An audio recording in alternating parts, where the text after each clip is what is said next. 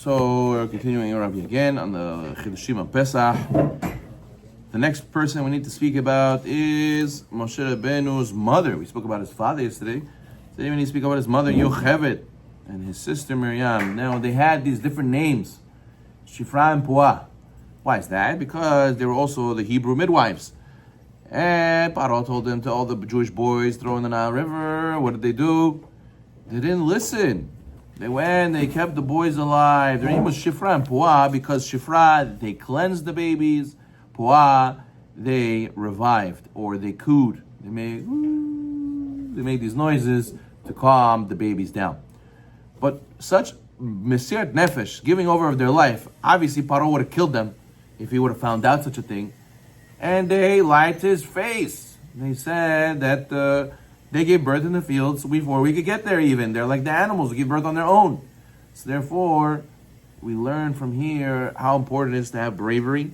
Spoke to the most powerful man in the world at that time, Paro. And Hashem blessed them that they should have Kohanim, Levim, and Malchut come from their families. Right? Now, if you think about it, always when you have a government who's oppressing you, right? Or when you have, people who they carry themselves higher than others. There were many governments in the past who looked at other races or looked at other people as lower than them, and they looked at themselves as refined and good. You could take recent history, for example, where you had a government like that, where they prided themselves and liking finer things in life and having manners and being the most elite people in the world, but at the same time, that crumbles, and that and it has a limit. And when it comes to dealing with other people, they were killing them, enslaving them, doing horrible things to them. Where's all your manners? Where's all your refinement? Where's all this wonderful person that you carry yourself as? Where they went all down the drain. And that's what we spoke about last time as well. There's a certain limit where a person's act can continue and it stops. At a certain point it stops. Look at Paro. What happened to Paro? Paro, he said, I have gratitude to Yosef HaSadiq. I will not enslave the Jewish people. And the Egyptians told him, no, you have to. This is the only way to deal with these Jews. That's the solution to this problem, the final solution. So Paro says, I'm out. I'm not doing this. I have gratitude to Yosef HaSadiq. He saved my career. He saved my country. They say, oh yeah, you're not going to listen to us? Out. We'll throw you out. We're going to go and impeach you. So he lost his job temporarily. Pasuk says, Vayikom melech hadash. There was a new king in Egypt. There's an opinion that says it was the same Paro. It was the same Paro that was before. Why does it mean? Why does it call him a new king? He made himself like a stranger, like a new person that forgot about the gratitude towards Yosef. So you see that every person can pride themselves. Yes, I have gratitude. Yes, we're refined people. Yes, we're good. And then when it comes to personal interest, when it comes to me making money versus you, I'll only have myself in mind. I'll throw you under the bus. And that's what we have to learn from Yisrael and Mitzrayim, not to do that to each other. We cannot throw the other person under the bus. Oh, push come to shove.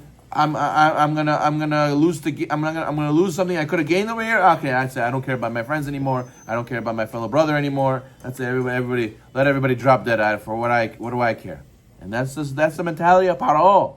And we have to know that a Jew cannot behave that way. Look at Shifra and Puah. Look at Miriam and Yocheved. They put their whole life on the line. God forbid to go and hurt another Jew. God forbid that another Jew should suffer because of them. They said, I'm willing to lie to Paro's face to save my fellow brothers. And that's what we have to learn from Yisrael Mitzrayim.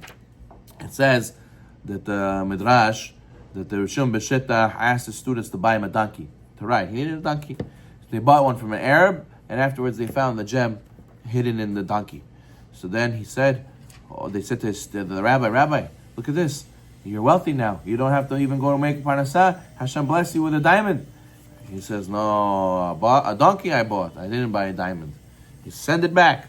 He sent it back to the Arab. The Arab said, blesses Hashem, the God of Shimon and Shetach. Why did he go and praise the God of Shimon and Shetach? Why not praise the God of Abraham? Why not praise Hashem himself? Rav Lopian writes, the Arab recognized to give back a diamond like this, you need to be a hero. You need to do Mesirat Nefesh. He understood that where did this power come from? Because of the fear of God that this person had.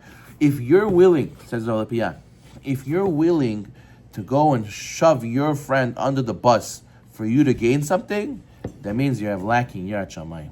It means you don't really fear Hashem. You don't think Hashem sees.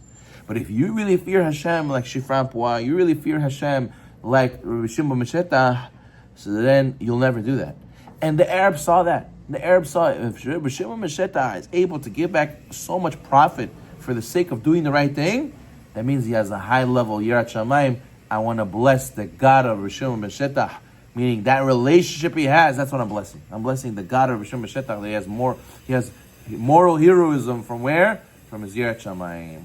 So I could send you to a manners course. I could send you to a school to learn etiquette. I could send you to business moral ethics class, and you'll become an expert. But if you don't have Yirat Shamayim, at the end of the day, when nobody sees, you'll cut a corner, you'll throw somebody under the bus. If you have Yirat Shamayim, like Shifran Pua, then you'll never do that. So what does that mean to have Yirat Shamayim? What does that mean to fear of Hashem? Fear of Hashem means that we realize that Hashem sees, and we're scared to do something wrong because we know that we will always be affected by our actions. Yaakov Avinu was scared. Why was Yaakov Avinu always scared? He said to Hashem, please promise me, you'll give me bread to eat, clothes to wear, I'll give you maaser. Why was he scared? Because he had fear of Hashem that maybe he'll do sin, and because of his sin, that's why he won't be able to beat Esav, he won't be able to beat Lavan, he won't be able to come out successful. He was not scared of anybody else. He was only scared of maybe I'll do it to myself. And that's what we have to realize. If we have Hashem on our side, there's nobody to be scared about. The question is, will I have the zechut that Hashem will be with me? And that depends if I do a sin or not. If I do, I have Yirat Shamayim. Now, the Gemara says that Rabbi Yochanan ben Zakkai was about to pass away. His student said, Rabbi, bless us. He says, may it be that you have fear upon you of Hashem like you have fear of men. So they said, that's it, Rabbi? He says, halavai, if you have this, at least you have this. How many people, in front of people, they'll never do a sin. God forbid they'll show what they do behind closed doors. But behind closed doors, it's okay, I'll do this, I'll say that, I'll do that. Right? But when they go in front of people, they put on a show. So he says, halavai, at least you have fear of Hashem like you have fear of people. You're scared of people. That's why the Ganav, he has more punishment than the Gazlan. Gazlan, he does it in the open. He's not scared of Hashem, not scared of people. Ganav, he's scared of people, he does it at night. He's not scared of Hashem though. So he gets a bigger punishment. So you see that a person has to be careful to always remember, even though you might think nobody sees, Hashem sees at the end of the day. Baruch